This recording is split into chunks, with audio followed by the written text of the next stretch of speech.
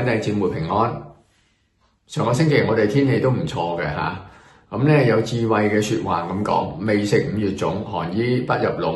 香港天氣比英國暖得早，但係都偶然會發生冷風南下，有時都令到我哋殺一個措手不及。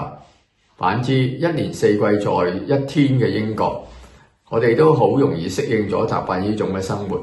喺衣着方面呢，近日天氣回暖啦，我觀察外出嘅人其實都會穿一個大衣。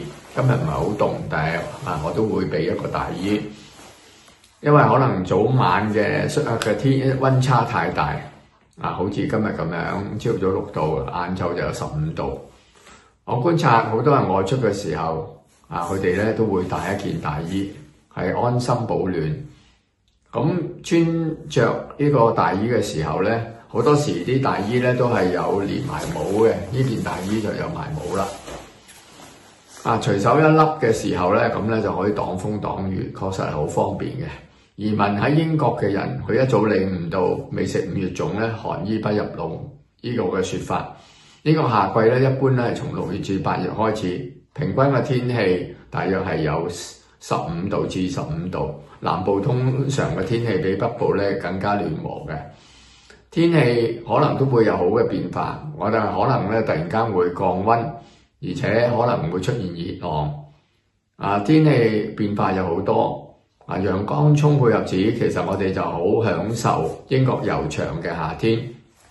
路加福音章21章至29節，耶穌對他們作一個比喻：你們看見無花果樹各種嘅樹，樹葉一長出來，你們看了自然就知道夏天近了。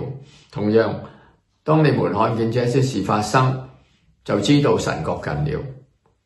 你們要謹慎，免得被貪食、醉酒和今生嘅憂慮壓住你們嘅心。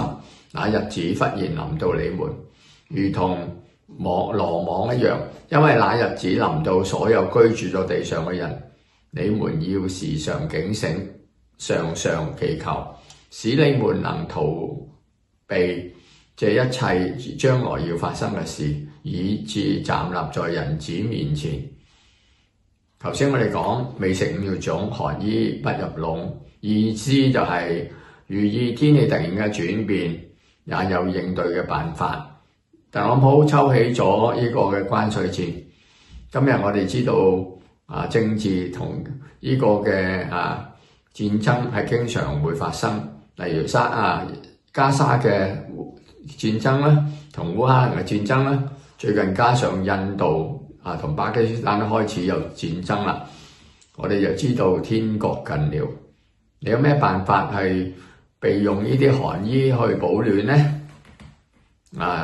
請為自己去祈禱啦，求主引領我哋為主多行一里，造就別人，造就自己，多作主工。願神祝福大家，阿門。